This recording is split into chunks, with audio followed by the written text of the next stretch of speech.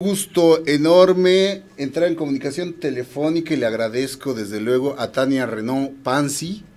Ella es directora de la organización no gubernamental defensora, ya sabe usted, de los derechos humanos, Amnistía Internacional en su capítulo México, para hablar justamente de esta ley de seguridad interior que realmente pues dejó a todos sorprendidos y preocupados. Tania, muchísimas gracias por esta comunicación y te preguntaría de entrada, ¿cuál es el principal riesgo que ve Amnistía Internacional en esta ley que, bueno, todavía tiene que pasar por el Senado y ojalá y se atiendan ahí las preocupaciones y se corrija desde luego o se vuelva a hacer de plano? ¿Cómo estás, Tania? Hola, buenos días. Muchas gracias por invitarnos a dialogar con tu auditorio.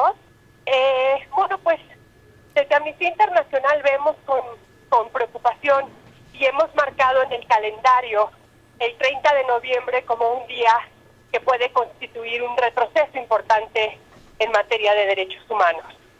Ni más Ayer ni menos, se aprobó en la Cámara de Diputados una ley que nos da cuenta de varias cosas. La primera es el formato que el Estado mexicano entiende sobre seguridad, dejando en manos del Ejército la seguridad pública en lugar de dejarla en manos de los policías.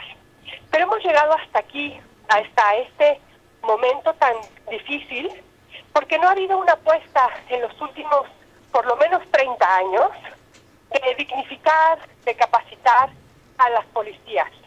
Y si bien es verdad, la policía también ha sido objeto de señalamientos de violaciones a los derechos humanos, para las organizaciones que trabajamos en el tema, estamos absolutamente convencidas que la capacitación, la dignificación del trabajo y los procesos internos de evaluación y de seguimiento a responsables tenían que haberse fortalecido. En lugar de fortalecerse, se ha dejado a la suerte a la policía y se ha optado por incorporar al ejército a hacer labores de seguridad pública. Así es, Tania, se ha dicho hasta el cansancio desde diversos organismos de la sociedad civil, además de la que tú encabezas, esta necesidad de profesionalizar a los cuerpos policíacos y de que cada nivel de gobierno asuma su responsabilidad en esta tarea de garantizar la seguridad pública con cuerpos civiles bien capacitados, bien adiestrados, que la misma sociedad civil pueda arropar y que sean estos los que se encarguen de combatir la seguridad. Con esta ley se está, como decían ayer varios activistas, compañeros tuyos, sí se está perpetuando de alguna manera la presencia del ejército en las calles irremediablemente, porque hay que decirlo, no hay quien pueda enfrentar a la delincuencia, pero esto viene a agravar y viene además a dejar en las manos del ejército una tarea que debería de ser eminentemente de los civiles. Vimos el antecedente, el día anterior los diputados no pudieron sacar un dictamen para precisamente mejorar, hacer el mando mixto o el mando único, para que estas policías se conviertan realmente en verdaderas garantes de la seguridad pública. Tania, ¿tú te pronunciarías por un mando único en cuanto a las policías? Necesitamos realmente un cuerpo de policía nacional fortalecido, de veras bien capacitado y bien pagado, para entonces sí mandar al ejército, no a los cuarteles, sino a las labores para las que han sido entrenados, Tania. Sí, bueno, fundamentalmente la idea del mando único. Sin duda fue la apuesta de este sexenio, y además la otra apuesta fue la gendarmería, si nos recordamos, y ahora en esta discusión pareciera ser que quedan muy en el margen estas dos apuestas que había hecho el Ejecutivo durante este sexenio. ¿Qué sabemos de la gendarmería? ¿Qué sabemos del mando único? Pues sabemos muy poco, no hemos tenido ni tiempo de evaluar. Hemos tenido políticas públicas nuevas antes de hacer una ley que pareciera ser que atiende a una emergencia de seguridad que efectivamente vivimos, pero que se está atendiendo de una manera peligrosa. La ley, por ejemplo, supedita el respeto a los derechos humanos a protocolos que hacen las propias autoridades. O sea, imaginémonos el sentido de supeditarlo a protocolos, no a leyes, no a la Constitución, no a tratados internacionales. Entonces, estamos frente a un escenario muy peligroso y de mucho retroceso. Y creo que no hay que caer en el falso dilema de, bueno, es que estamos en una situación terrible de seguridad, que sí lo estamos, y ahora ¿qué vamos a hacer? Y la única opción es militarizar el país. Pero yo me pregunto si no había opciones previas que se tenían que hacer. Y creo que hemos perdido una oportunidad importante.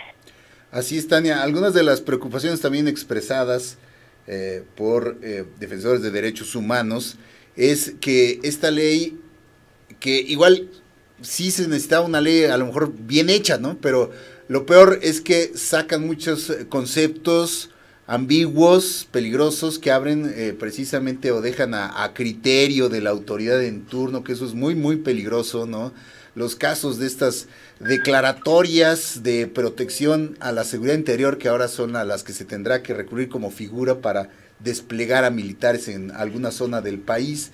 Se supone que la temporalidad es máximo de 1 año, pero que se puede extender si la situación no ha mejorado. Es como que ahí sí, esta ley como que está formalizando lo que ya tenemos, ¿no? O sea, no le veo realmente que abone a nada, porque no hace más que, poner por escrito lo que ya se está viviendo, Tania, en este país, ¿no? Así es, así es.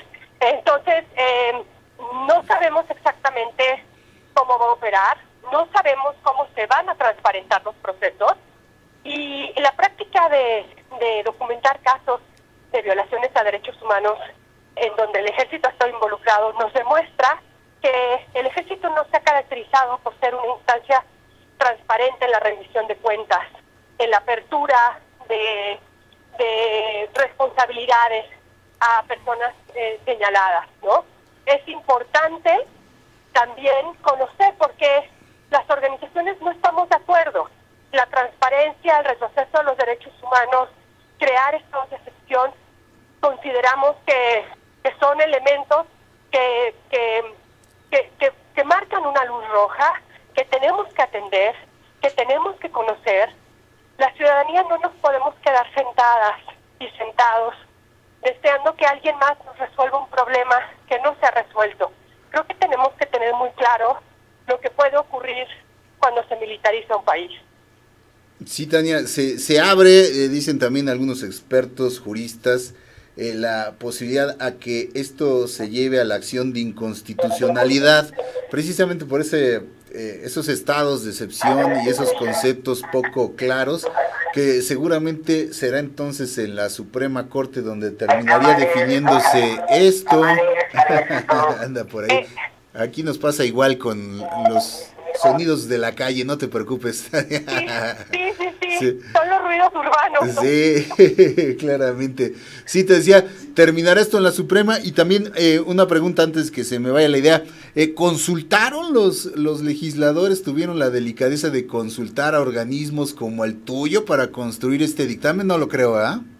No, hemos intentado mantener el diálogo, hemos dicho por las razones por las cuales no, pero es claro que el resultado del día de ayer es el colofón de una falta de diálogo, ¿no? Es el resultado final, la conclusión de una falta de diálogo. Y esto también es interesante porque recordemos que la sociedad civil es, en cualquier estado democrático, un contrapeso al poder del Estado. Y los diálogos, la falta de diálogo con la sociedad civil, por el contrario, muestran también una falta de sensibilidad, ¿sí? De sensibilidad hacia los ciudadanos.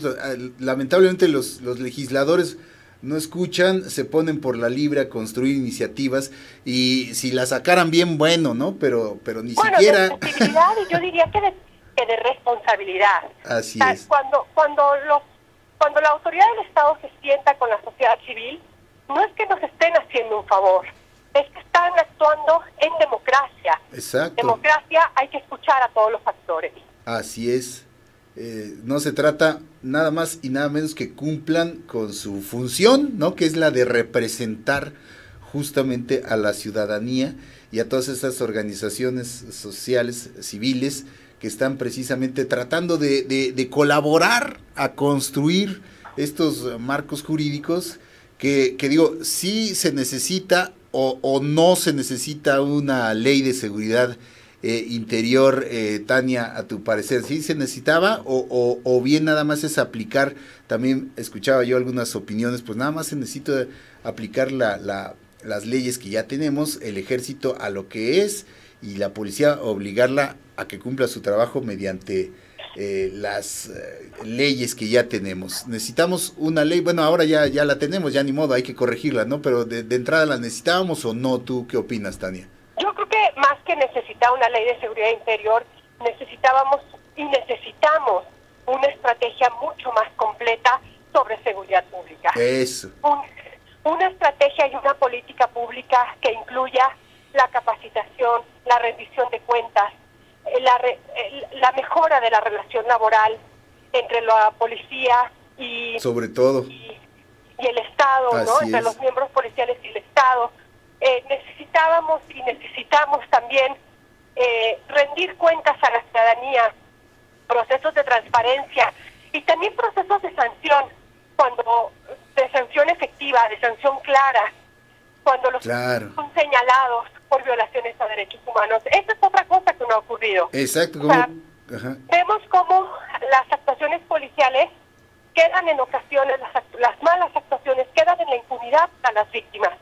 Y eso es lo peor. Sabemos, da un poderoso mensaje de que los hechos pueden repetirse. Eso es lo peor, la impunidad, tanto en estos casos de violaciones a derechos humanos, como en los casos de corrupción o como en cualquier delito común, Tania, tú lo sabes, la impunidad es la que sigue motivando a que se sigan cometiendo este tipo de actos deleznables. Y pues ya para terminar, no quitarte mucho tiempo, porque sabemos que hoy estás muy solicitada con este asunto, ¿cuál sería tu definición, tu balance de hoy esta situación que estamos viviendo, de justamente violaciones a al derecho de la vida de las personas con esta violencia, de los ataques a los defensores de derechos humanos, a los activistas, a los periodistas, de los crecientes feminicidios en el país? Ya podemos anticipar, pero nos gustaría oírlo de ti. ¿Cuál es el balance de Amnistía Internacional México, Tania, sobre esta situación y sobre todo este año que hemos vivido? Bueno, nos sigue preocupando la terrible crisis de derechos humanos y también esta especie de ausencia del Estado cuando más se requiere.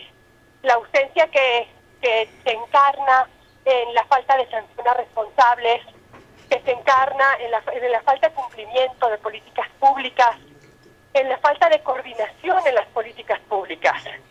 Hay una combinación de impunidad y violencia que resultan en un complejo tándem, en un caldo de cultivo para que los mexicanos y las mexicanas nos sintamos como nos sentimos, inseguros, con una altísima percepción de inseguridad y viendo que vivimos en un estado donde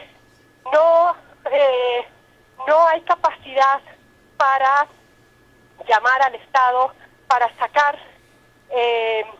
posibilidades de que la autoridad nos pueda asistir en un momento de emergencia. Así es, no hay ni siquiera para dónde, ¿no? O sea, no vemos, estamos en esta situación, y lo peor es que no vemos que la situación, que hay una estrategia, que hay una política de gobierno que vaya a cambiar, con leyes como esta, como la que sacaron ayer, que bueno, todavía tiene que pasar por el Senado, hay o se incrementa y se abona al desaliento, al desánimo, más que a pensar que las cosas pueden cambiar en el corto plazo. Muchísimas gracias, Tania Renaud Panzi. Esperemos comentar muchos temas que hay que comentar contigo, pero te agradecemos estos minutos para Disyuntiva TV y la opinión de este importante y prestigiado organismo defensor de derechos humanos, Amnistía Internacional México. Gracias, Tania. Al contrario, muchísimas gracias a ustedes, desde los ruidos urbanos que les he compartido en todo mi trayecto. No, al contrario, te agradecemos que tomaras la llamada ahí, estás en pleno traslado y sabemos que pues estás muy activa como siempre en todas estas cuestiones y ya te daremos lata más adelante con otros temas. Gracias, Tania, un beso, buen fin de semana. Un buen día. Gracias. Tania Renaud Panzi, directora de Amnistía Internacional.